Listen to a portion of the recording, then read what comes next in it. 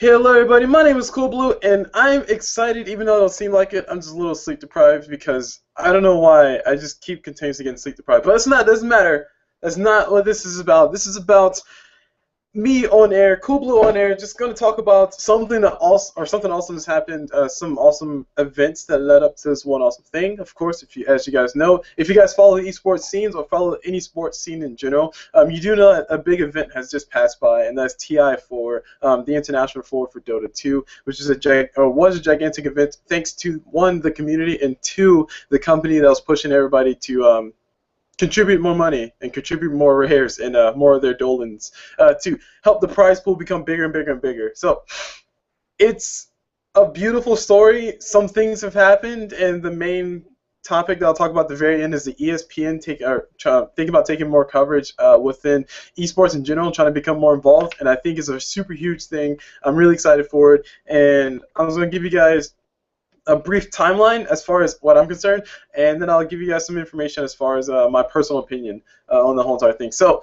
without further ado, guys, let's get excited because first and foremost, I got to start from the very beginning, and that is the International itself. So, like I said, TI4 just came through. If you guys don't know what that is, it's just a gigantic event. The company that's behind the game called Dota, or Dota 2, Defense of the Ancients 2, they basically said, hey, let's throw a gigantic tournament with all the big teams, you know, the teams who are super famous in China, teams who are super famous in the Americas, teams who are super famous in, like, the EU area and all that stuff. Let's just take all those teams, put them all in one, like, you know, make them compete against each other and see who is the ultimate team, the international team. And that event happened over the weekend. I think last weekend it just happened. But it's the whole entire event in general. Like I think it lasted like 3 months, or no, 2 months, 2 or 3 months.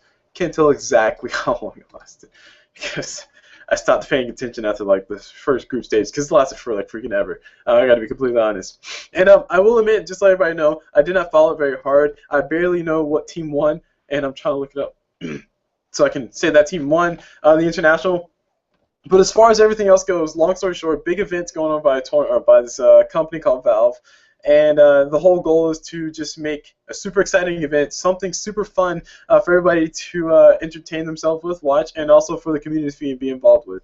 Now, the very key point is that last part, the community to be involved with, and that's one of the parts that I really loved and slash kind of hated about the whole entire international, and I'll explain. Don't worry, I'll explain. The thing I loved about it is what Valve did. They did this on the last international, but it was supremely more successful in my honest opinion on this international.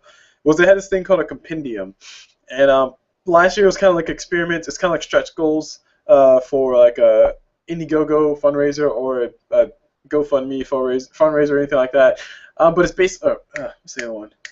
Kickstarter, like Kickstarter stretch goals or anything like that, to basically encourage people to keep on donating so they can reach different goals. So if you get like a certain amount of money, or if they reach a certain amount of donations, then they will, like, you know, unlock this one thing or do this one thing for the community or do this other thing. And they basically had a lot of stretch goals that people were interested in, and also the compendiums on the International 3, which is the one last year. They weren't really all that expansive, but the stretch goals were still there, so it kind of encouraged the money value to get pushed up to where I think last year it got to 3 million or 2 million. Can't remember exactly how much it got to. I think 2 million is what it got to because the first place got 1 million for the whole entire team. That's kind of awesome. So that happened last year, and then this year was in my honest opinion, like a breath of fresh air because they did a lot of work. They pushed it really hard, and it was very successful. The community responded astoundingly well. Basically, the prize pool I think started off initially at like 1 million or 2 million, which is still a lot of money. It's not trick ourselves right now. It's freaking $1 million. It's a lot of money. But for the whole entire tournament, as far as the prize pool goes, and what we can do as people, members of the community, is we can buy this little compendium book, a little digital thing that kept track of like stats, and we can bet on things and get some points and do some cool things, give us some cool bonuses in game, give us some cool skins here or there. Just really awesome way to get involved because if you just buy a compendium, you automatically get all this cool stuff, and it's only $10, which is honestly quite a bit of money. But hey, these days people are used to in-app purchases in their games, and I honestly don't see the source of complaint. I'm very frugal. I absolutely hate in-app purchases, but we can talk about it in another video. That's not this video. We're focused on the thing at hand. So the compendium, you pay $10 to get the compendium initially, and that, like, I think $2.50 of each purchase of a compendium goes to the prize pool. So basically, it just built up over time. You can also buy or level up your compendium, which was new this year. And what that means is that you can buy these little points or unlock these points by playing a lot of games and just give your compendium more levels. And the more levels you get in your compendium, the more bonuses you get in the game. And it was a really phenomenal thing because if you wanted to be a tryhard, you can just just keep grinding and grinding and grinding until you unlock your compendium to like level 1,000 or whatever you want to get to. And or if you just want to be a super rich snobby kid, like I kind of was tempted to do, you can just throw $50 at the thing and just get like level 70 or something like that, just just by contributing your money. And the best thing about that, like I said, $2.50. So $2.50 of $10 is 25%. So essentially 25% of the money that you went towards your points to increase your level of your compendium and get yourself cooler stuff, $2.50 or 25% of that went into the main prize pool, like directly. And that's for the whole entire tournament. So the first place to like the last place, they'll get the money coming from carved out of that pool. So the bigger that pool got, the more money each individual placement got. Stretch goals were added to encourage people to keep on going through, and I think there was one point where we reached like 5 million. I was like, wow, it's ridiculous, $5 million, holy crap, community, good job, and like everybody's like cheering and stuff. And we ran out of stretch goals at one point, so Valve said, hey, you guys are doing well, let's add more stretch goals. So they added more stretch goals. We eventually got to about a 10 million or 11 million, close to 11 million mark. I think we're like halfway between 10 million by the time it ended. And $10 million. 9 million of that was essentially community raised. An ungodly amount went into Valve as far as paying for venue, paying for salaries for people who actually came to do commentaries, paying for people to actually run the event, paying for staff, paying for servers, computers, all that stuff. And then of course, at least, like honestly, I gotta be completely honest, at least 35% of that probably went directly into Valve's pocket, so they can do things like maintain servers. Okay, right. All right, but anyway. The main gist of this whole entire thing, though, is that all this money was raised in the spirit of a game that people liked, and it was honestly all of the things, all the benefits that we get from it, unless you actually went to the event, was all not really tangible. This is all digital stuff, and it was a super amazing thing because it just showed that the community cared so much about their game that they were willing to contribute to this prize pool and eventually get to $10 million. So that's a big story. That event happened. The team's already won. All the dust is starting to settle. Finally, people are starting to get off their little international TI4 high, and people are starting to settle down back into the norm. But a few other things have happened, and one is because the prize pool is so high, $10 million, that's a lot of money. I don't know if that's like the single most biggest payout for a prize pool for an esports tournament, but I would not at all be shocked if it was. Honestly, if there was a tournament that had a bigger prize pool than $10 million for the entire prize pool, I would be like super shocked. Like, wow, okay, who had that money and where did it come from? So that I don't know for sure. I didn't have time to check, and I should have checked it, but I think it was like the single biggest prize pool for a single event as far as esports go.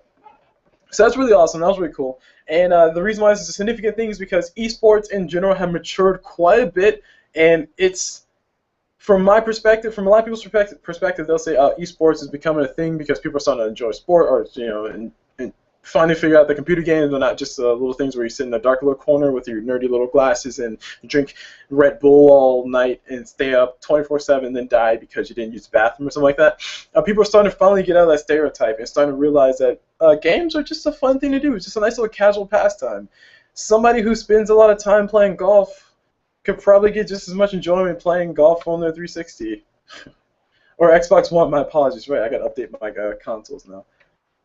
And it's starting to become a more widely accepted thing is what I'm trying to get at, because many people can have access to it. It's not that difficult to become or to enjoy the games. You don't have to be a supercomputer whiz to actually have some of the quality of enjoyment that a lot of people have enjoyed in the past. And as a general thing, it's becoming more and more acceptable, specifically because of the casual market. As much as we hate to say it, but with the breakthrough of things like the Wii and Candy Crush and Angry Birds and all that crap, people are starting to become more accepting of games in general, and it's a beautiful thing. Now, this is relevant towards esports because the more accepting we are of games, the more we can say, oh, okay, yeah, playing video games for 2 hours, 3 hours a day, it's not that big of a deal, it's a normal thing. He just wants to relax. He's just having fun. It's okay. He's not wasting his life away. The fact that we're getting out of the mentality is starting to increase the tolerance, and eventually, once we get to a certain level, and by we, I mean us as a community, and by us as a community, I'm speaking specifically from the perspective of an American, because that's the only one I can actually go off of. But I'm pretty sure this might be to some extent existing in other areas, so you can apply this to your region as it applies, and take this with a grain of salt, please, because I don't want to lead anybody down the wrong road. But basically, it takes it to another level where, like, if people in general start to become more accepting of games as a casual pastime, then people can start to fathom the idea of somebody becoming a professional gamer, or somebody becoming a professional something, professional commentator for a video game, professional gamer for a video game, professional coach, a big international name for a team. And the closer we get to that level of everybody's okay with you sitting down and playing games for 4 hours a day, or spending your entire weekend doing nothing but playing a game, the closer we can, or the closer esports can get to the forefront of, okay, this is actually a thing, and this is a serious thing. So, like I said, once we change the general public's opinion of the whole entire video games are just little kiddie things into, oh, okay, I see video games can be a thing where you can be super competitive and it takes a lot of skill to do things, and people start understanding that, yeah, there's a lot of work that goes into being a professional player / caster / event organizer. It's ridiculous. But once we get to that level, the more accepted esports becomes, and the more accepted esports becomes, the bigger and bigger corporations start to stare at it, and that brings us perfectly to our next point. The last one, which I'm on the fence on, like, I gotta be honest, ESPN has picked up TI4, well, they didn't pick up TI4, but they decided, yeah, we're gonna go ahead and broadcast TI4 on ESPN2, which, for those who don't know, my opinion of ESPN2, I don't watch ESPN because I don't watch basketball. I used to watch basketball a lot, but I don't watch it as much as I used to. And even when I did watch it, I didn't follow it as hardcore as many people would imagine I would have, for no apparent reason. Totally not stereotyping here.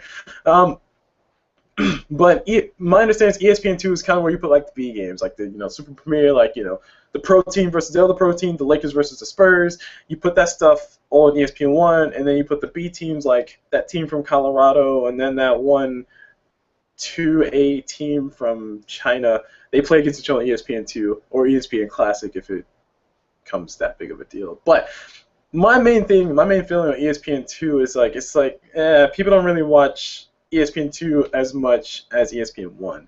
So I kind of saw it as, like, ESPN trying to take that strategic move and say, okay, let's test this out, see how it goes, and if we get some good numbers, we're going to go ahead and try to do a little bit more. And I'm okay with that. Because this is the first time a company like ESPN has decided to actually super commit to broadcasting an event such as Dota, esports events. Like, I don't think I've ever heard of League of Legends, HUN, Strife, whatever game you want to throw out here, Call of Duty or anything like that, being broadcasted by a major TV company, with the simple exception of two, and that is three, Spike, Tech TV, and G4 when that was a thing. Those three channels, I think they have done that in the past, and those three channels are more or less niche channels. No offense to the channels themselves, but Tech TV and G4, if they didn't do that, then I'll be very disappointed. And Spike just did it because it was the cool thing. People were excited about the games. They hosted Madden or they broadcasted Madden tournaments. They broadcasted a whole bunch of other things, but it's Spike. You only have about so many ideas. You can only show boobs so many times. Sooner or later, you gotta show something actually cool to keep people excited. No offense to Spike, I just don't like that channel. I'm sorry. Anyway, my personal inhibitions aside, as far as everything else goes, with ESPN picking up, though, like I said, they were kind of using it as a test bed. So they put it on ESPN2, and they also put it on the ESPN Online, which I thought was really cool. So you can watch the live stream through ESPN. From what I've read, which isn't a ton, the ESPN quality wasn't as exciting as many people thought it was going to be.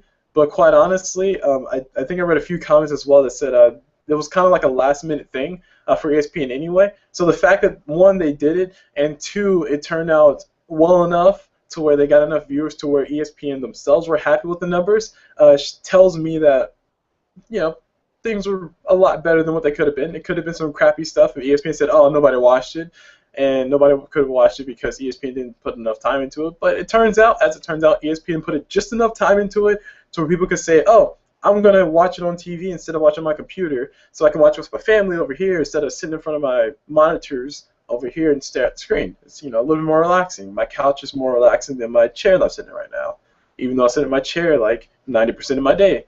I literally sit in my chair longer than I sleep in my bed.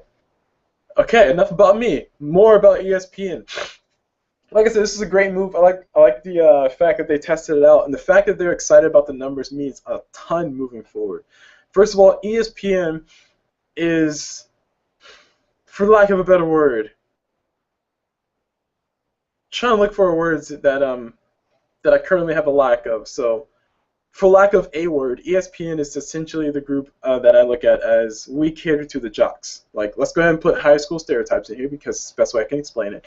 But ESPN is basically catering to the people who are, the super burly ones, the ones who get all the respect in high school. I mean, let's go ahead and throw it out there because, in general, if you play sports and you play sports well, you generally have an easier time climbing up the social ladder, and the social ladder does apply in your latter parts of your life.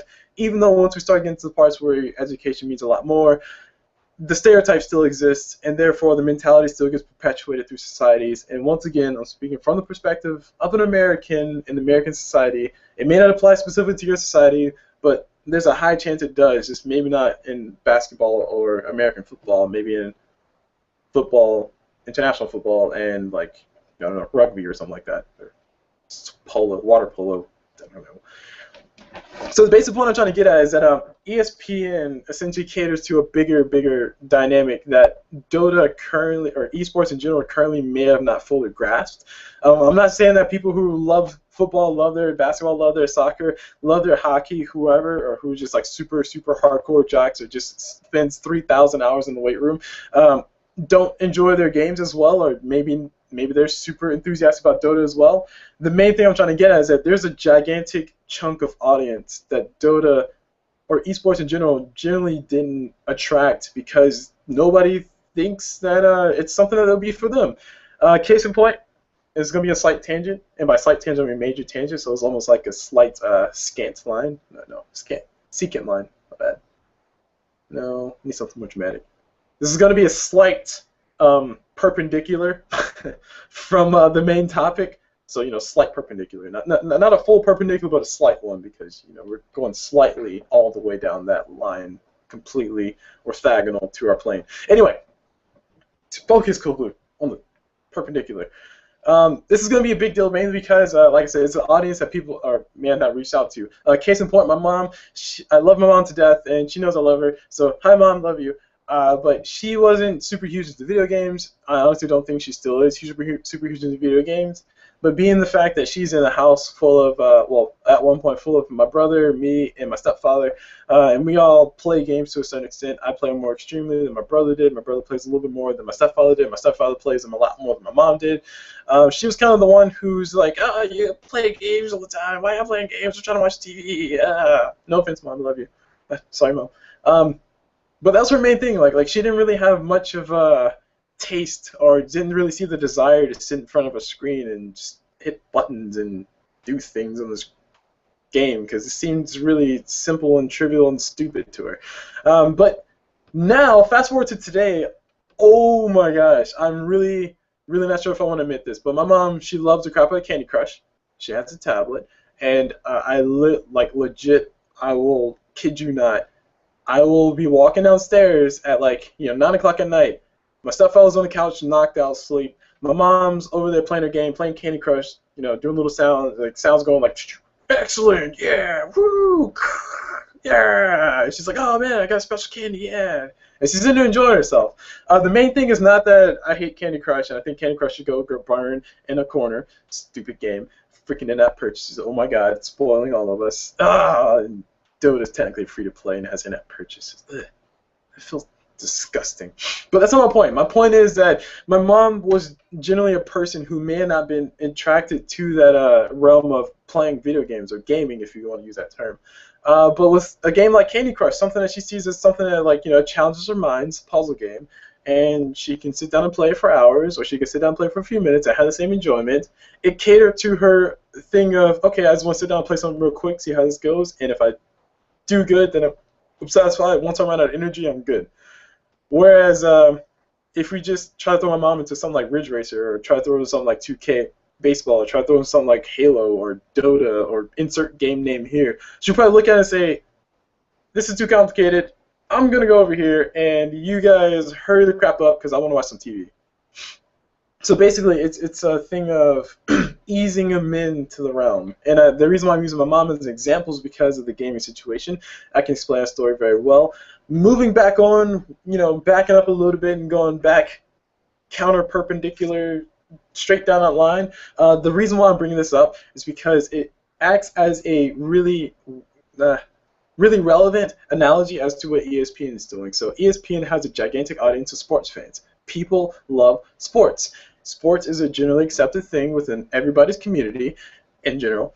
And if you're athletic, then you're probably more likely to have a mate. And we can talk about nature and all this stuff and bring that crap in here. But the main thing is that if you enjoy sports, if you just want to challenge yourself, try to do some basketball, shoot a hoop, if you make the goal, you feel good. If you cross somebody up, you feel good. If you steal the ball from somebody, you feel good. If you don't do good, then all you gotta do is just keep on working at it, get a little bit more fit, get a little bit more skilled, and you can succeed. People understand that mentality. That mentality of all I gotta do is work hard and I can get better at sports physically. That mentality is generally accepted. That mentality does not necessarily look very fairly on the mentality of somebody like a gamer, somebody who's trying to be a professional gamer. They see the person who's a gamer sitting down in the same spot that we're sitting there 3 hours ago, playing the same game that they're playing 3 hours ago, drinking from the same cup that they maybe filled up, so not the same exact juice, but the same cup that they were drinking from 3 hours ago, sitting in the same clothes and not taking the same shower, or sitting on the same shower from the last day that they were sitting in 3 hours ago, and just legitimately they see it as okay, you're not physically active right now. All you're doing is just clicking, clicking, clicking, and saying things in a mic to somebody over the internet who's not even really there. How is this something that could challenge you? How is this something that can make you a better person? How is this something that we can legitimately say that you can be professional at this? You're just legitimately sitting there clicking buttons and slapping your keyboard. It's just totally not legit. And that's the mentality that a lot of people will have when they look at somebody who plays a game. The reason why I can say that is because I kid you not, I played 360 a lot when I was younger, a little bit younger, and I used to play Halo all the time. And I'll be talking on my little mic, sitting playing the game. My mom would come up here, she thinks I was crazy because I'm talking to a one-sided conversation, having fun with my friends. So I know what's going on with this between the screen, me, and the mic. But my mom on the outside sees me just talking randomly and hitting buttons and stuff. So I always thought that was weird because my mom was just yeah, you sound weird. You sound talk to yourself. Why are you so loud? Shut up. Nah. Just hurry up and go to bed. And then I didn't really understand her perspective because I didn't really have perspective from her perspective. Fast forward maybe 3 or 4 years once I stopped playing Halo and the Call of Duty all stuff online and got out of the loop of console games. I saw my friends, one of the friends of the family, he was playing some Call of Duty Modern Warfare 3, so it's a little bit while ago. Playing some Modern Warfare 3 on his 360. I was just in there watching. He was talking on his headphones and stuff, playing his game, and he was just sitting there, just yeah, man. No, see, that's stupid. Why would you do that? But see, other teammates. Oh, hold on. Yeah, they got me. No, see, no, but he was just having that conversation and playing his game, and I'm watching. I was this is really weird. Because I don't know what conversation he's having, but I can hear his side, and his side sounds very incomplete and very strange. But there's a conversation going on there. I know that, but now I see what my mom was saying. Anyway, so I don't know what point I was trying to make with that. But all of this goes into one thing of ESPN is helping us reach a bigger audience. And by us, I mean esports. It's not necessarily Dota or just Dota. It's also League of Legends, as much as people want to rage and laugh and say, oh, League of Legends baby gamer, oh, Dota's game for grandpas, whatever you want to say, whatever your prejudices are. When it comes to esports, we're all in this together. And when somebody like ESPN decides to broadcast esports, and people who generally may not thought to sit down and watch 10 people play a stupid computer game for 4 hours and don't really know what's going on, if they sit down maybe for 1 or 2 games to just watch and hear the commentators get really excited, hear the commentators explaining what's going on, hear the commentators saying this is a significant move because of that and because of that, and they see the professional players do some really cool move, and then somebody explains to them what's going on, they're like, oh my gosh, I see, that was cool, yeah, that was a really good stun because generally that stun takes 5 seconds to charge, but he hit everybody with it, oh sweet, oh man, look, black hole, yeah, that's big, yeah, blah. And I mean, they don't know what they're talking about. They being the people who never sat down and watched a game of Dota in their life. But they do know that, hey, there's something exciting about this. There's something intriguing about this. There's something interesting about this. Some part of this takes a lot of skill. And I know, based on what I'm hearing or what I'm seeing, that whatever just happened, it looks cool. I don't know what it is, but it took some skill. And that is what we need more of. The best way to get that is to, one, find people to make the game exciting, find people who can explain it. So the newbie channel, I don't know if you guys heard about that for the TI4, but that was a big hit. I think it was Purge and some other people who were doing that, so shout out to them. Good job, guys. And also ESPN in general, just it portraying the whole entire game with commentators on the side who are actually explaining what's going on in the game, no matter how deep their commentary was or how basic their commentary was. The fact that they were sitting there explaining, oh, Enigma is going to get a blink dagger so he could blink in a black hole everybody, and then they see that happen, they being the viewer, see that happen, it's like, oh, that's cool, yeah, the commentator said it, and I see it, I understand. They can follow along. And the fact that ESPN is broadcasting to people who may not have watched it at all is a phenomenal thing, because maybe somebody who never would have even in a day in their life would have sat down and watched the game, sits down and watches the game, and says, oh, that was really cool, I want to know why that happened, I want to know why that was cool, I want to know why there's 7,000 people in an arena all cheering Dindy's name. Who the heck is Dindy? Who the heck is Puppy? Who the heck is LD? Who the heck is LGD It? I don't know who's team. Who the heck is Newbie? This is so crazy. You know what? I'm gonna go on the internet and I'm gonna look up some highlights and I'm gonna look up some explanations and I'm gonna learn more about this game. That gets people excited about the game. Just sparking that curiosity is what we all need, and having a bigger audience of people who don't know and maybe can get curious helps us all, and esports in general. So anyway, I went on like a few tangents. I think I made the same point 3 times in a row, but it's trying to emphasize the point that ESPN is a significant deal, mainly because it broadcasts to people who may have not even considered sitting down and watching it. Maybe they were just like watching ESPN one random Saturday, and it's like, oh, look, okay, it's a video game thing. Oh, that's cool. Okay, I'll keep watching for another hour. And 5 days later, an extremely great example of a normal person in the Dota community. Welcome to Dota, you suck. So anyway, the other part that I didn't spend a lot of time talking about, and I actually want to say this for last because I do have a lot of concerns. One of the biggest concerns that I have is, like I said before, ESPN 2. It's not really a channel that you will put something like a super big premiere on, and I don't know how long it might take for esports or anything esports related to make it into ESPN 1, like the main spotlight. Like, I don't know at what point would the executives at ESPN sit down and say, you know what, this Dota thing has been doing really well. It's been getting us a lot of views on ESPN 2. Let's just try to put on ESPN 1.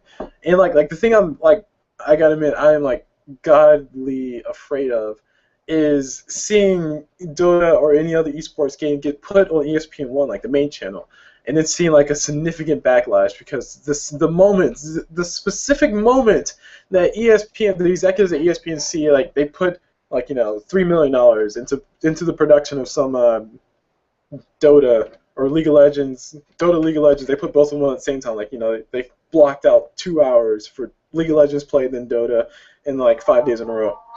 On the single minute, the split second that they see that there's like 0 people watching because nobody freaking cares on ESPN 1, is a single minute that ESPN will back out. ESPN will say, you know what, this esports thing is toxic. I don't like this. The community is doing some really, really bad things. They say a lot of bad things. I clearly can't put this in the households of everybody because the commentators are all cursing everywhere, or the community is doing this bad thing, or we did this one thing and the community just makes a big deal out of it. It's giving bad press.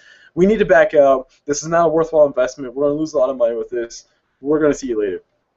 The reason why I'm super deathly afraid of that is because if that does happen, that may have a big, gigantic shot at the legitimacy of esports in general. The fact that the people who are in the community that are back in the esports genre or esports name, just praising the name of esports, the fact that we exist, the fact that we're constantly putting all of our heart into this, to see somebody like ESPN just stroll along and say, oh, we made a lot of views off this, we're really excited, let's do more things for esports. And then the minute they see like something bad happen, the minute this shit starts hitting the fan, they just back away and just like slander everything esports related. It's like it will be devastating. That's the best way to put it. And the only thing the community can do is like strike back. But honestly, relative to the size of the general public, the Dota community or the esports community is like this, and this is the general public, like everything else around it. Like general public, esports, right there, more or less. So basically, I'm like having that feeling of a parent watching their kid go off to like elementary school for the first time. Like I'm like, I raised him. I changed his diaper, or I changed his or her diaper for his or her entire life, and then I helped them get potty trained, and I watched them fall off their bike for the first time. I fed them food. They cost me money. I paid money for those clothes, and here they are just going to school for the first time. It's like, do well, come back home. And the next you know, they'll be in college having kids and just like in debt, and he's like, I raised this person. Totally not the story of my life. I don't have kids. I don't have debt. Because CulBlu is the one who knows what to do. His parents taught him right, and I'm also lazy. Having kids and getting debt takes a lot of effort, and I'm lazy. The fact that I have a YouTube channel surprises me sometimes. Anyway, the fact that I have 3 YouTube channels really surprises me a lot of times. All right, so all aside. The main thing I just went through with you guys is that $10 million is a gigantic amount of money. It showed that the community does want to back the game. It shows that the company that owns, or not owns, push the game out to all of us, is willing to take the risk and invest in the community. It is really nice to see a company invest in the It's really nice to see a company invest in the community and see the community invest back in the company, and then together we'll all grow. And this just extrapolates the fact that I like to press everybody, is that we as people all can learn a lot from this event. We can do a lot more together than we can separate. A lot of companies will like to say, hey, we got this game thing coming out. We're just going to throw it out there. Whatever the community says, screw them. We make the money. I made $1 million making it rain because I'm like super cool and the community doesn't like it. So what? I don't care. But like seeing like the what's the word? Consensual? No, not consensual. Seeing the not gradual. Concessive. I guess consensual. Seeing the consensual. No, not consent. That's not the right word. Seeing the mutual. There you go. Seeing the mutual investment in both the community and the company go back and forth and just making great things happen is really nice. Esports is going to grow. Esports is going to be a thing, whether we force it down the throats of the Olympic community or not. We will have Esports Olympics one day. Just you watch. I'm calling it now. It is July 30th, 2014, and CulBlu, this guy right here, Daquan Powell, that's my full name, if you guys didn't know that. Shout out. Hello, people who know me in real life. I'm going to go ahead and declare right this moment that there will be Esports Olympics. It will be legit. There will be like the Winter Olympics, the Summer Olympics, the Esports Olympics, the Winter Olympics, the Summer Olympics, the Esports Olympics. It's gonna happen. It's gonna happen because I mean, like, let's be completely honest. From a company standpoint, and sorry, I'm going on a tangent. I'm done with the points, by the way. So if you guys want to wave goodbye, you can. But from a company standpoint, it's a significantly beneficial thing because honestly, esports. The only thing that's expensive about esports is really just organizing the initial organization of the thing. Of course, paying the people to actually organize it for you, and also having the resources available to actually run everything smoothly. Those are the 2 most expensive things for an esports event. Outside of that, you don't really need much. I mean, the game has already been made. The teams have already assembled themselves. The teams will likely pay for their own travels and pay for their own room and board if you can't afford to pay that for them as a venue or tournament organizer. They'll literally come to you for the event. All you gotta do is pay for the event, make sure it runs smoothly, and profit. That's it. So from a company standpoint, the investment in esports is actually really nice. There's no setting up of goals. There's no okay. You have to hire commentators. You also have to hire staff. That still has to go through. But the main thing is that it kind of more or less settles itself, and it's a really nice thing. So sadly, that's going to be it for all this because my parents just came home, so I'm going to go ahead and end it there. So all I gotta say is I hope you guys enjoyed this video. If you guys want to check out my other videos, I have my YouTube channel, which is youtube.com/CulBluDota. That's my main channel that I do my Dota commentaries on because I'm totally a Dota commentator. So click on up there if you guys want to click or check that out. If you guys want to check out my vlogs, which is what this channel is, you can check my vlog channels at CulBlu.com or youtube.com/CulBluVlogs. That's CulBluVlogs. A link is gonna be right over there. And last but not least is Caster Network, the group I created to help casters come together, collect, collaborate, and create with one another because I'm invested in my community. I want to give back to my community, and I want to have connections with people. That group is perfectly for that, so Casters Network will be like right on about there if I can remember to annotate, which I will. And it's really it. It's youtube.com/castnetyt, CASNETYT for YouTube. And that's it. So I hope you guys enjoyed this video. As always, I'll see you guys whenever.